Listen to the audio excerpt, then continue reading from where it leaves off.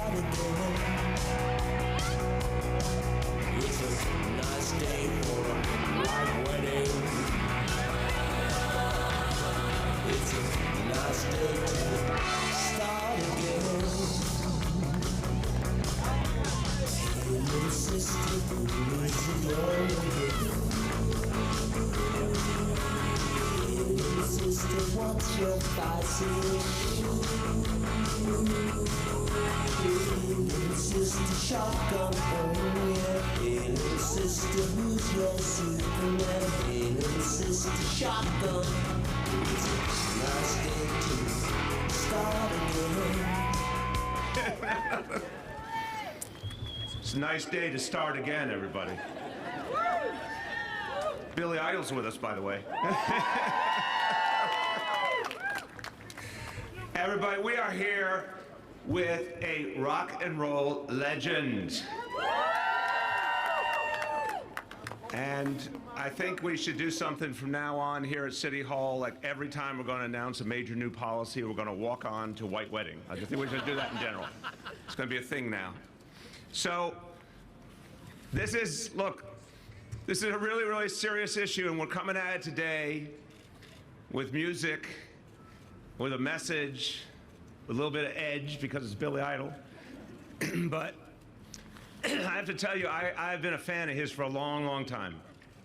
And I've been a fan of his because his music said something. That's right. And spoke to a lot of people. And when I was coming up, we were just talking about this, that Billy meets people all over who come up to him and tell him what the songs meant to them, particularly as they were, coming of age. And so I always loved deeply the simple line from Eyes Without a Face. I spend so much time believing all the lies. And I think it's very pertinent to what we're going to talk about today. It's very pertinent to many things going on in our society. But when it comes to how we handle automobiles, how we think cars are supposed to be everything in our society, regardless of what it does to us, I think we've all spent a lot of time believing a lot of lies. And then the other line that moves me, which you just heard, because I think it epitomizes, like, we all get to decide, we all get to change things if we want to change things. It doesn't have to be this way. It's a nice day to start again. I think it's one of this beautiful line. It says so much. That's right. Says so much. It's filled with so much possibility. It's got a little bit of edge, but it's filled with possibility. And Billy, I want to thank you. And I want to thank you because I know you love this city. Everyone, we're going to hear from Billy in a minute because I know he loves this place. He was here during the formative years of the punk era, which was an amazing time in New York City. He was part of that. He also is someone who cares about this earth, cares about the environment, and like all of us, doesn't want to see us breathing bad air we don't need to breathe. So this is like an amazing thing for all of us to be able to do something good, but to do it with someone so special. So Billy, I just want to start by saying thank you. Thank you, brother.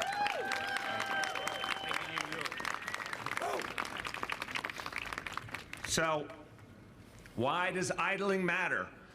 Just listen to what young people are telling us. That couldn't be clearer. That climate strike told you everything you needed to know. We are running out of time. We're running out of time. We're not running out of just our time, those of us who've been around for a while. We're really using up other people's time in a way that's just not fair.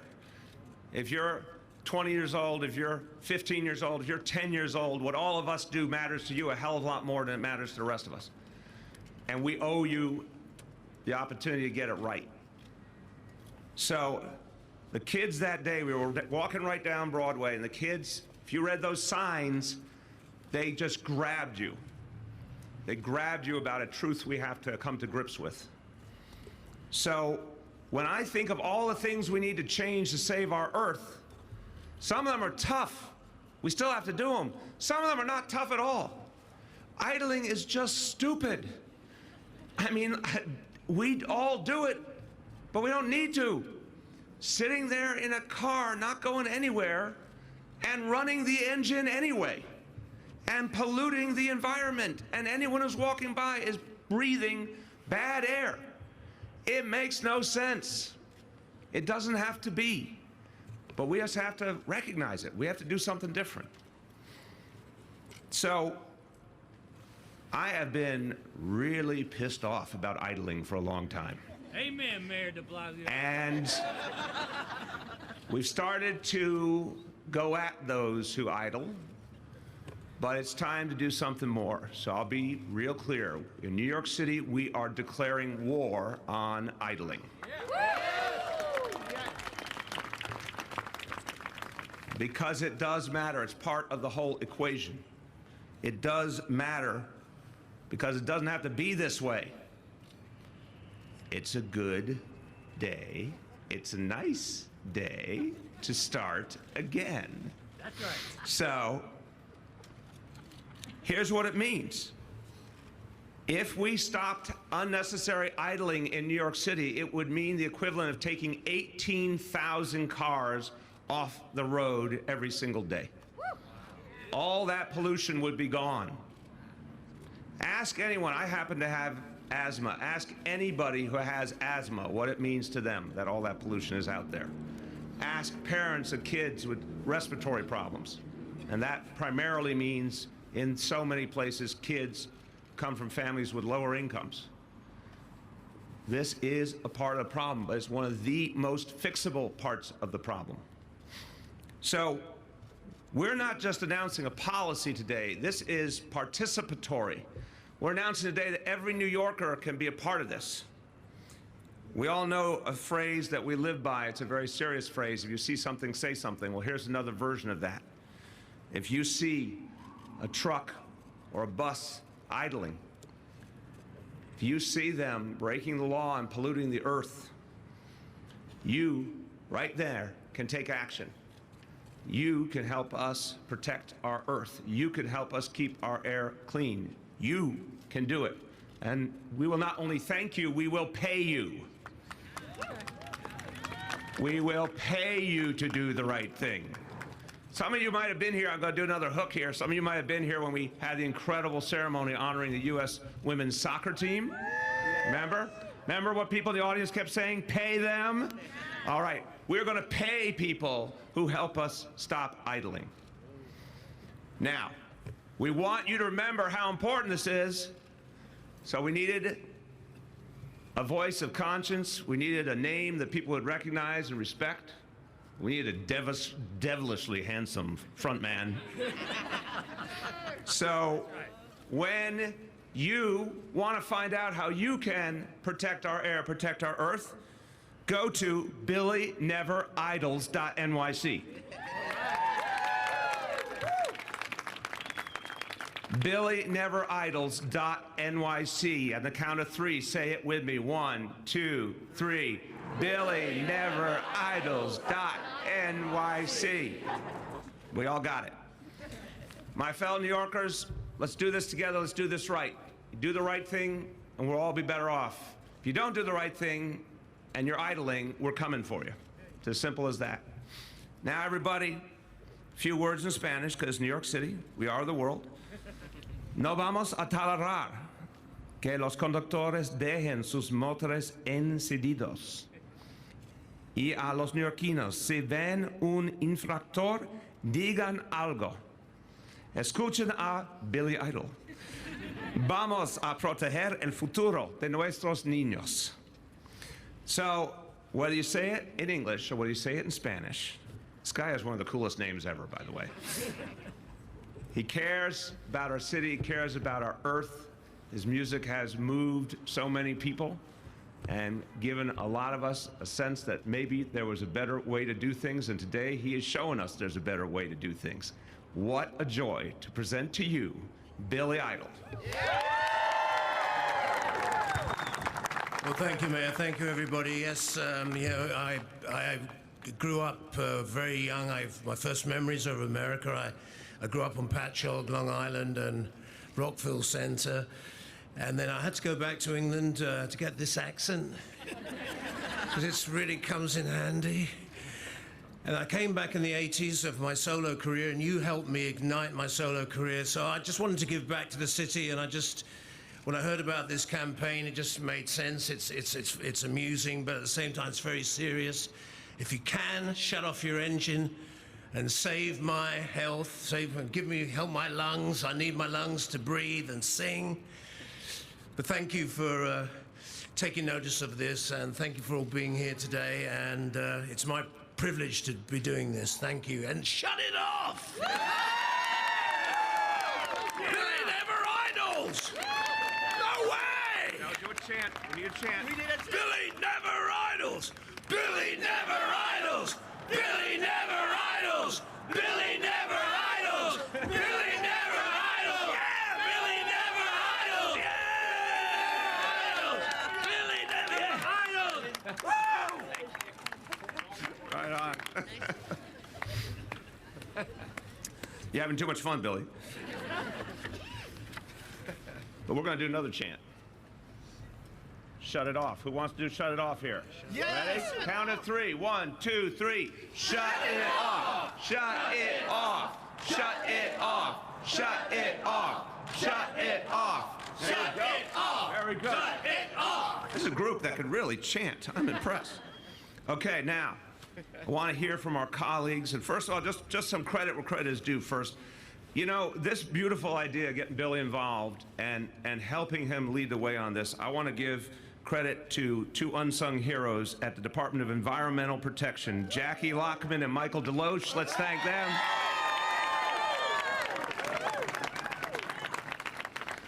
And a thank you, our Deputy Mayor for Operations, Laura Anglin, our DEP Commissioner, Vinnie Sapienza, the Chief of Transportation at the NYPD, William Morris, and the Fleet Manager, the guy who takes care of all our cars. He's going to make sure we shut them off, Keith Kerman. Thank you, everybody.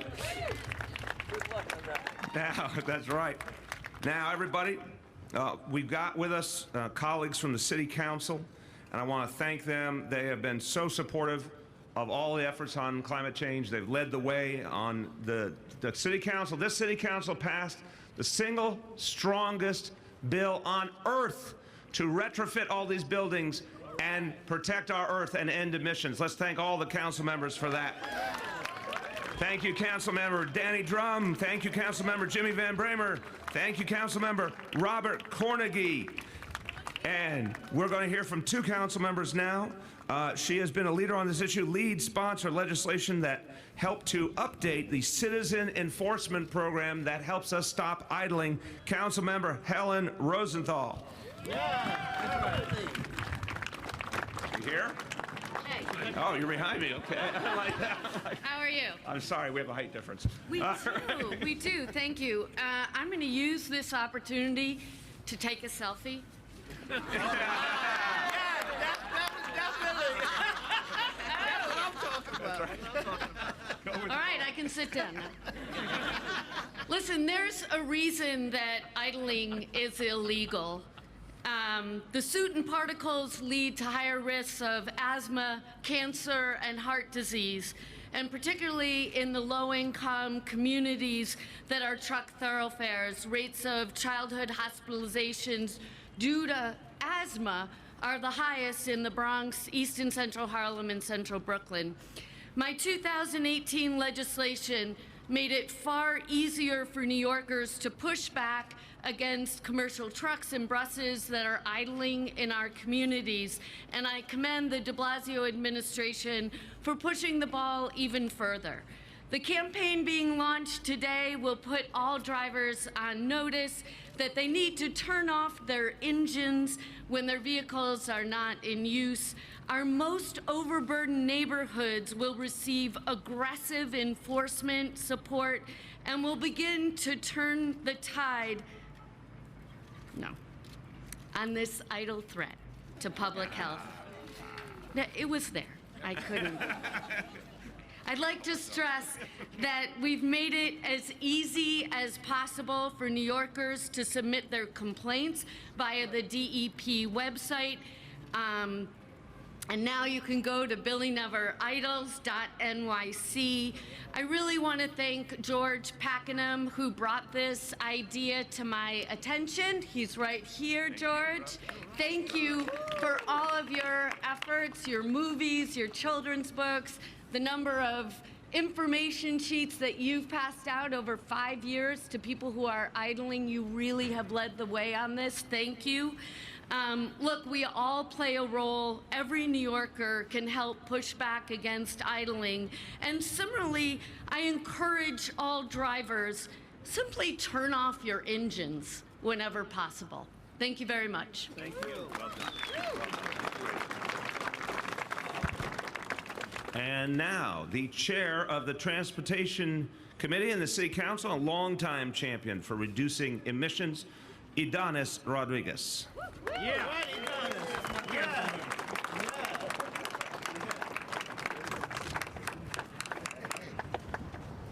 Mr. Mayor, thank you. And Billy, thank you. And of course, we can have to also use this momentum to send a prayer to the family of the children who lost his life this morning, crossing in the intersection. I know, Mr. Mayor, that you break your heart because we cannot deny that you are the leader fighting to change the culture of drivers in New York City. And in this case, when one more time another child dying is tough, it's too much. But when it comes to the reason why we are here today, no doubt that we have to address idling in our community. My wife's progressive, be ready to fight for the underserved New Yorkers, for the 35 New Yorkers that live in underserved community, that they dealing with asthma and obesity. Do your part because we use the same air. It doesn't matter if the streets are polluted in the South Bronx, Brooklyn, Washington Heights. At the end of the day, we use the same air from Staten Island, Brooklyn, Queens, Bronx, and Manhattan. So this initiative that being announced today by the mayor, great champion also for environmental justice here, saying we can do better, is very important. It sends a message not only to the 8.6 million New Yorkers and for the 20-something million in the state of New York, but for the whole nation. New York City is committed to fight, to lead the nation fighting for climate justice. So this is not just idling. This is about getting ready as we will be celebrating our Earth Day in April. And I know that through DOT commissioning, there's a big plan for Sunday, April 20, as part of many other things that will happen. But, we shared yesterday, New York City is one of the cities that rely mainly on public transportation. Only 1.4 million New Yorkers own cars, and we are 8.6 million. So more than 7 million New Yorkers, they're walking, they're using bike, they're using ferry, they're using trains. So we need to send a message loud and clear to the 1.1 individual like myself, who also had to admit that, sometimes we live in community, had 2 children going around. At one point, I hope that I will have the privilege to live in the Upper West Side, to live in the Upper East Side. If you live there, you don't need car. That's right. You have so many buses. You have so many trains. If you need one, rent it. Zip car. So, and of course, I'm not going to be, putting the mayor on the spot, but there's, as the mayor said, in the previous administration, there was a lot of things that we tried to do, and we were not able to do it. And many of them are things that we've been able to accomplish in this administration. And I know New York City is a place of a strong opinion. And we'll be after the mayor leave the office 20 years from now, then when the historian, they will be talking about a lot of things that we accomplished. And for me as a council member, doing my job as a legislator, having a very great opportunity to passing a number of initiatives, working with many leaders at the council and here led by the mayor. I just want to, put on the table in your ear one bill that I introduced under the previous administration. I know that I have not pushed hard on this one, but it's the one that is called to allow drivers to park the car after sanitation clean the street. That will help a lot to reduce idling. Because when people are looking for parking around, if the time to clean the streets at 8:30 to 10 and sanitation clean at 9, why we need to have drivers going around? So we will be working together, and I hope again that we will reduce idling so that we can reduce the level of contamination in our street. Thank you. Thank you. Okay, we've got our environmental experts for the city of New York here. You've got me here, but most importantly, you got Billy here. We are ready for your questions. Katie. I just wanted to know, this is a big initiative. Can you tell us how much money the city's spending? Very clever. Very clever. Laura Anglin, is that you or Vinny? Who's got it? Vinny.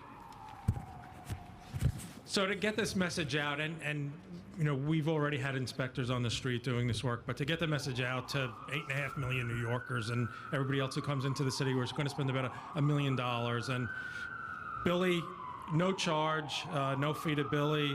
He's doing it on his own, but media is about $1 million. Mayor, can we ask? I'm sorry. This obviously passed last year, so how much does the city pay in 2018 for people who did report the fines, and how do you guard Vinny will it? go over what's happened. I think and I thank Helen for her leadership. We already see it working, but I think the thing is, this is going to be night and day. This is now going to be a full court press to get this to be something that every New Yorker hears about, feels. I think you're going to see a very, very intense effort here. But go ahead on, Vinny, I'm sorry, on what's happened so far. Yeah.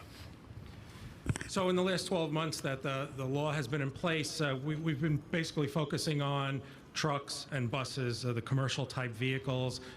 Almost 5,000 violations have been issued thus far. Many of them coming in from citizens who are now allowed to videotape when they see idling, send that in through the DEP portal, and they can get 25% of the violation fee returned to them. We are now, through this campaign, going to start really getting the message out to private car owners who, you know, I think we all see idling. Right now, during the past several months, we've just been kind of knocking on windows and saying, hey, do you know about this local law? But now we're going to start being more aggressive. Now, I want to just point my fellow citizens at a target, because I have spent time with my kids taking them to Bolt buses and different the low-cost buses. Those guys idle like at a ridiculous rate. So there's a target for you, everyone. Go check on them. Go ahead, Dave. Mayor, can we ask Billy Idle just, can we just ask you, how did this come across your desk, if you will? How did you first hear it? Did the mayor call you? Did somebody? Yes, I think there's a lady in. Did you say, oh, it's a cute idea, good idea? Yeah, I think it was a fun play on my name, and yeah, and a great way. It's a great way for me to give back. That's what I thought, you know. Thank you. That's right. We appreciate you. Can you get paid for reporting a government worker who's idling, and how much? Let's talk about. What happens to the worker who All right. gets caught idling? You want to do that? So, you know, we're trying to get the message out, and Keith Kerman is here from DCAS, who runs the entire city fleet, to get the message out to all city employees that you're going to be in a little bit of hot water if you're caught idling. So that's where we are at this point. Right now, under the local law, it's just for commercial vehicles, so I'm not sure if city vehicles are included in that, but, you know, we're certainly making a strong message to all city drivers. I think it's probably not a good idea. Vinny's referring to execution. Go ahead. A question for Billy Idle. Sorry. His name's Billy. I don't want you to get confused, Mr. Mayor. But do you drive a car? When was the last time you drove a car? Are you ever, do you ever have an occasion to actually idle a car? Yeah, I mean, I do drive a car, yeah, but not very often. I mainly ride motorcycles. That's the answer we were hoping mean, No, you don't, because it can overheat. So you watch it. You have to. You can't. You have to be careful. Well, On the logistics of some people in the public complain that you have to get a notarized letter, an affidavit in order to do this. Is that going to be made easier? Yeah, so right now the way the system works is, and I think I have the DEP portal here, and while I'm talking, I'll bring it up. But if you go to dep.nyc.gov, it'll take you to a link that gives you the NYC idling complaint. You fill out the form, you upload your video that you took of the idling. It gets sent to DEP or other enforcement agencies in the city. Violation gets issued to the company. Many times they'll get it, they'll pay it. If they want to challenge it, then there's a process.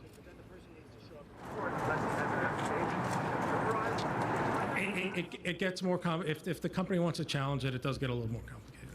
Yeah, but to the question, should it be simplified? Yes. Mayor, how conscious are you about your detail when they take you around the city that they're not idling? Sometimes you walk into a place, you're delivering a proclamation, and you've got to get some people. Are you 100% positive that they're not idling while they're in there? And as a follow-up... Well, I'll do the first one and come to your follow-up, because I have an important answer. Obsessive. Obsessive. Yeah. Like all the blanking time. So no, I'm like, this is a thing. This is like a real thing for me.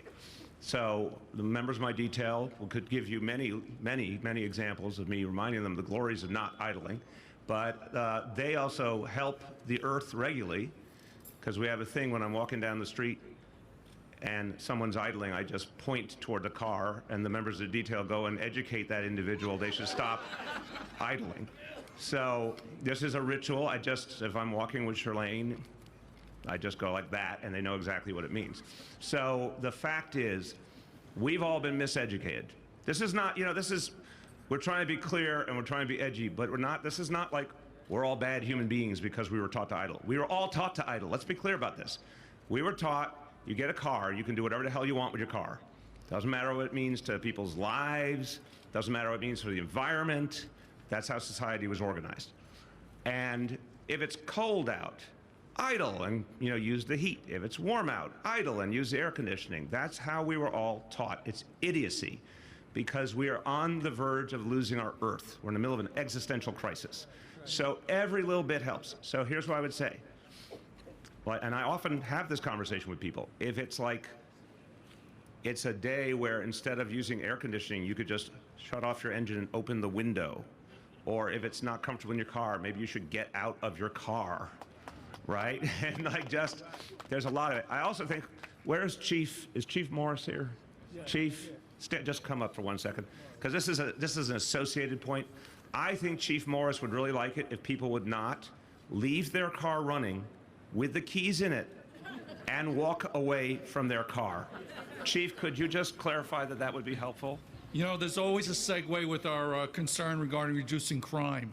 We've seen a trend throughout the city involving GLAs, grand larceny autos, where folks have left their cars running, usually in the vicinity of their residence, to warm it up, and the car has now been stolen. So in terms of our crime initiatives, please don't leave the car running. So I'm still going. Chief Morris doesn't want you to idle. Billy Idle doesn't want you to idle. Okay? I mean, this is a very strong coalition right here. So, thank you, Chief. But seriously, it is, it's gotten so ridiculous. And I understand why someone would like a warm car in the morning. I'm not missing that. But to the point that polluting the earth and leaving your car in danger of being stolen is happening all the time. This is a big percentage of stolen cars are cars left idling. So the whole moral of the story is, don't idle. Your next question. Has this initiative brought you any closer to perhaps changing the pattern of traveling by motorcycle? I honor your question. I'll try one last time. I have a particular role to play in this world. It's just reality. I represent 8.6 million people. And What I need to do, given my schedule, given security, given the things I need to do to stay healthy and strong, to be able to do this work every day, this is what works for me. I'm not asking anyone to understand it if you can't understand it. It's what works for me. If I didn't have security, I wouldn't have security, but I do. If that car wasn't going any place I was going anyway, be a different story. It's just the full reality I'm living. But what I try to do in every way is ask the question, where can we do good things for this earth? Recycling that we all do obsessively around here. The way we're reducing the car fleet of this city. All the things we're doing to try and constantly reduce emissions. But I'm just in a very, very particular situation where I can tell you with assurance in 22 months, I will not own a car and I will never own a car again. So whoever said about the zip cars and everything, that's exactly right. I think anybody in New York City who can, stop owning cars if you can, use zip cars, use subways, use buses, use whatever. I will lead the way by example in 22 months. All right. Way to go, Mayor de Blasio. Billy has to leave in a second. He's got some artistry, some music to create. He's got a world to entertain. I just want to see if any journalist has a Billy Idol question before Billy Idol has to leave. Rich. Mr. Idol. No, I live in Los Angeles. But you're open-minded. Thinking about coming back, most definitely. Especially with all this clean air. Yeah! Last call. Anyone else for Billy? Go ahead, Katie. Billy, do you take public transportation when you come to New York? Do you take the subway or the bus when you come to New York? Yeah, normally taxis and things like that. So, but maybe I will take the subway again. Yeah, I used to way back in the '80s. It's on the subway for my guitar. You're not taking it. That was a representation of the 1980s right there. You're not taking it. Everybody, let's thank Billy Idol.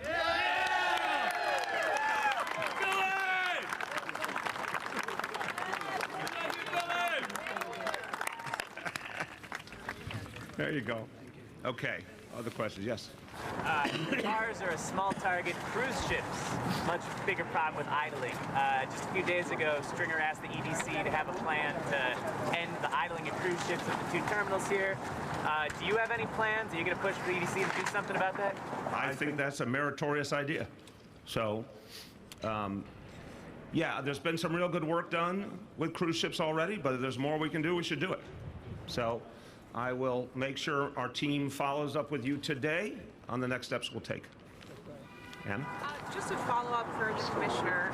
How much have regular citizens gotten from tattling on people so far, and when did that start? Because I'm a little confused. I thought it was last year, but then someone mentioned 2018. So as Councilmember Rosenthal mentioned, it was a local law in 2018. It started to be implemented in 2019. And again, the focus to date has been on commercial vehicles, but now as we get the message out, we're letting everyone know if you're in a private car.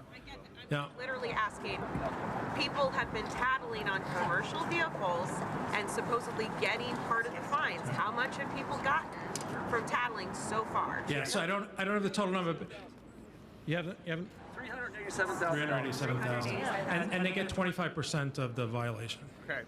Couple more on this, and we're going to other things. Go ahead. Clarification, this isn't just commercial vehicles, it's also private car owners. Commercial vehicles, buses. Commercial vehicles and buses. So not any like a regular like... No, commercial vehicles and buses, that's the law. Okay, anyone else?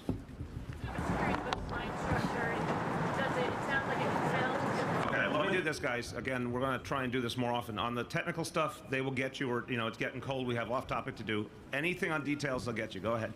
Yeah, I just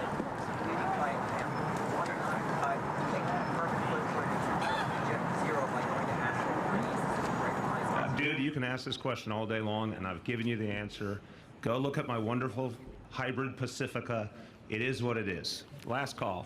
Just define idling for us. How long does someone have to idle? Benny, what is the official legal definition? So it's 3 minutes outside of a school zone or a hospital zone where it's 1 minute. Last call. How do you protect against people like faking it? Like what? Think he what? Like That's an awfully personal question. No, what are you what are you at? You mean someone pretending someone was idling when they weren't idling? Okay. If you go on the website, you'll see the instructions, and we have to see an emissions, we have to hear some noise, so there's instructions. Okay, go to off topic. Mayor, yesterday you gave a very full-throated endorsement of street safety efforts signing the driver abatement bill. As you know, on Staten Island, there are a bunch of people who are putting up yellow ribbons on camera poles to alert drivers that there are a few places where they should drive safely, but the rest of the island where there are no ribbons, they can drive the ribbons if they want. First of all, what do you think of that? And second of all, are you going to order the Department of Transportation to use those yellow ribbons? I think it is something that reflects a conversation we still have not had that we need to have. The folks who don't want to get a really hefty fine, I understand that. I mean, people, and look, I'm here to support working people, and for working people, you get one of those speed camera fines that really affects your life. So I don't blame anyone for having the impulse of saying, hey, if I can help avoid people getting that fine, I want to do that. I want people to understand that if we would just all slow down, we don't have a problem here. Everyone's safe and there are no fines. So I don't feel like, I'm not trying to accuse people or be negative of people if they feel like they're putting that up to protect themselves and their fellow driver from a fine. I think they're missing the point. I want to help them get the point. So we'll have a conversation with folks in the community. The goal here is to get people to slow down. Whatever will get us there, that's what I want to do. Again, I'm just, that's my answer for now. I think there's more to it. Go ahead.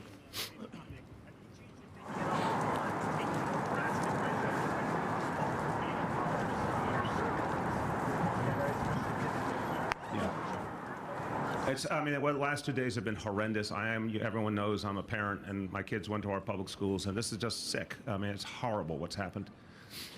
But I want to be careful because, the vast majority of parents, every single day who bring their kid to school in a car do it safely. So I want to really be mindful. We're always trying to strike a balance here.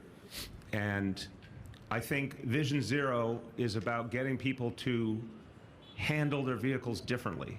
It is not always about the idea that there's not going to be any vehicles. It is about handling your vehicles differently. So one of the things we announced in State of the City, which is real basic, is I'm ensuring that every single school zone has the stoplights and stop signs it needs. We've added a lot more school crossing guards who are crucial, and then everything else with Vision Zero, especially the speed cameras around schools. I think that's how you address the problem. I'm not in favor of a ban. I am in favor of doing everything we can to make sure it's safe. Go ahead, Rich.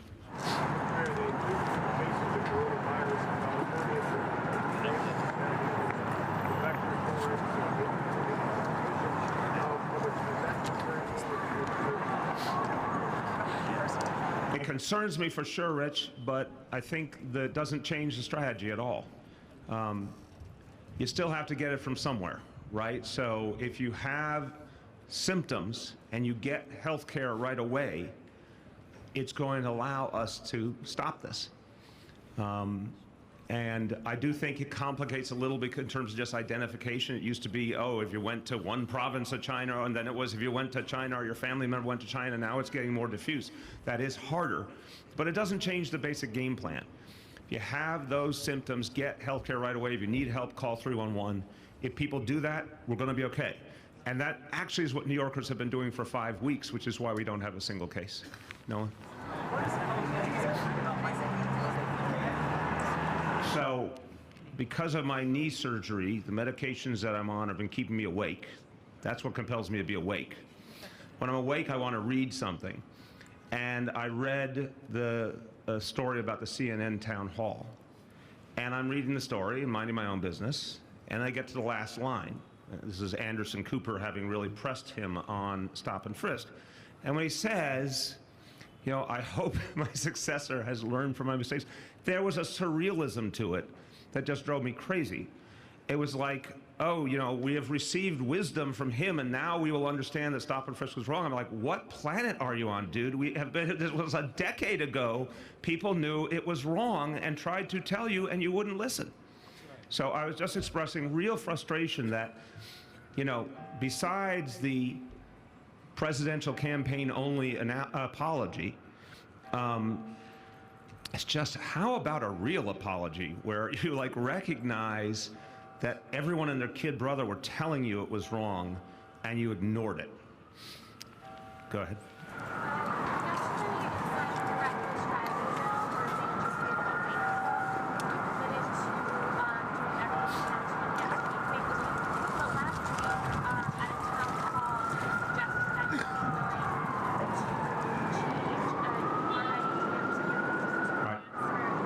I appreciate your editorial question. I said, no, but listen, you said, oh, you're going to do everything and then you did this. Let's be real. I said it clear as a bell. We're doing the last phase of Queens Boulevard, and I really would appreciate it for those of you doing advocacy journalism, God bless you.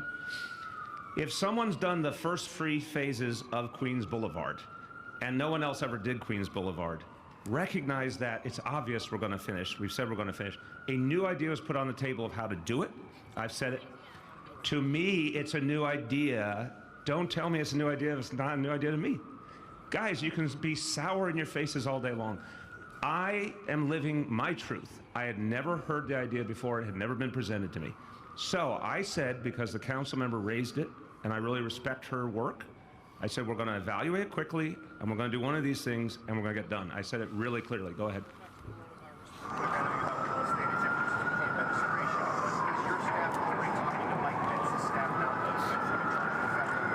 We're dealing with CDC. We'll deal with anyone, but CDC has been the go-to.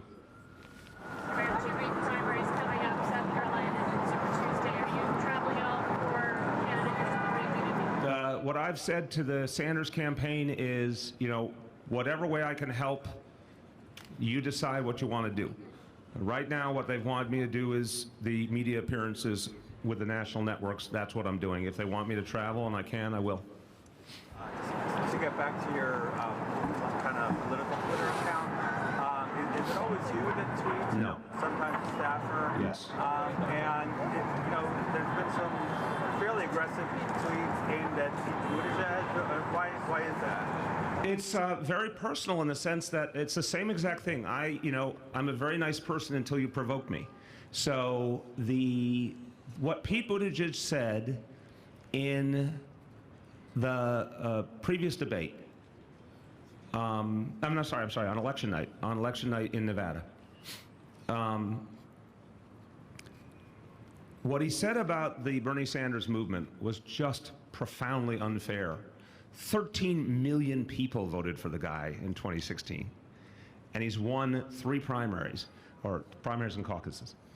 And to suggest it was this exclusionary extremist movement, it just drove me crazy. I'm like, just don't lie about it. So I wanted to speak very bluntly, because I was offended for millions of people who look at Bernie Sanders and says, he actually represents me.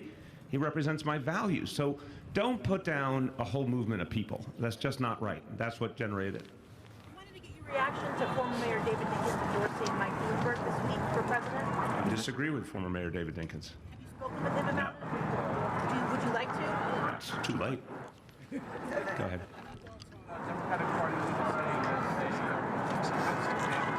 They're willing to? Damaging the party to make sure Bernie Sanders doesn't get the That's idiotic and against everything the Democratic Party stands for. I mean, people have got to take a deep breath. First of all, if you look at a huge cross-section of national polls, Bernie Sanders is actually the best position to beat Donald Trump, which I thought was the whole reason we were trying to do all this. Folks need to be honest about it. I've said for years and years, progressives, we accepted moderate candidates. If they won fair and square, we went to battle for them. It's time for moderates to be willing to go to battle for a progressive. And Bernie has earned it over and over and over again. So this is just madness. We got a guy who is winning, who's one of the most popular political figures in America, who's got total clear integrity and consistency. Exactly what works now in elections. someone who's plausibly not part of the problem and actually has the kind of ideas that could change things. And if he's our nominee, anyone who's ever called themselves a Democrat should fold in and work for him and help him win, because of course he can win.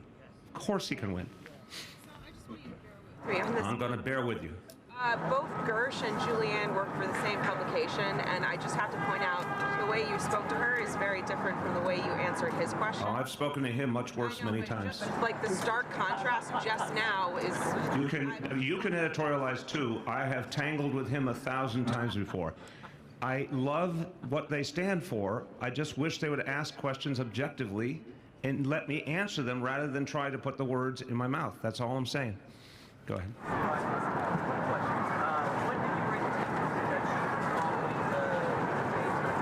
No, it was the night of Nevada. I was sitting, like I think a lot of you, watching endless returns because we thought maybe there'd be a return at some point that would tell us how many people had voted and all. And it went on and on. And so I was like, it's 8 o'clock, it's 9 o'clock, it's 10 o'clock. And so I ended up watching everyone's speeches because I was hoping there would actually be an answer on the election. I expected Pete to come up and do a, we did good and on to the next state. And I was just shocked. And then, right after that, I did it.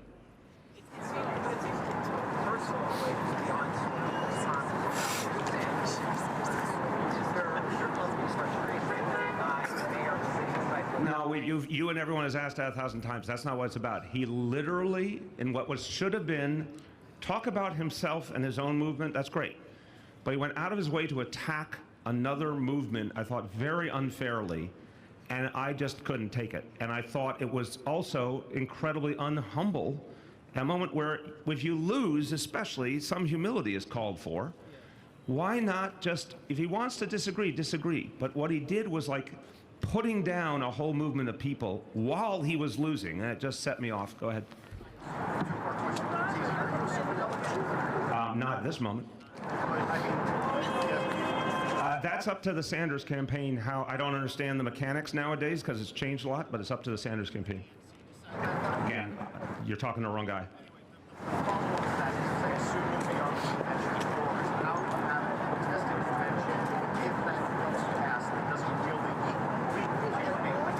Yeah, I think we should avoid this being decided at the convention. I literally believe that. I mean, it's a simplistic answer, but it's actually the real answer. I think Democrats across the board should feel like this should be decided by the voters. I really believe that. And if people would get with that program, we wouldn't even have to worry about a contested election and a brokered election.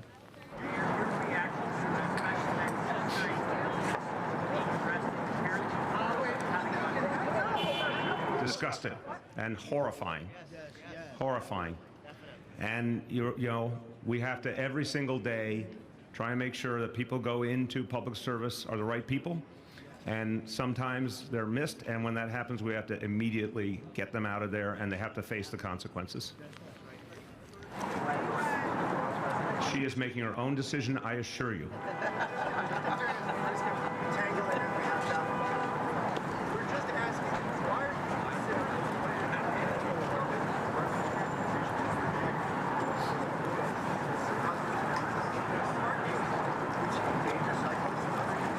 Fair question that you've asked very objectively, and I thank you.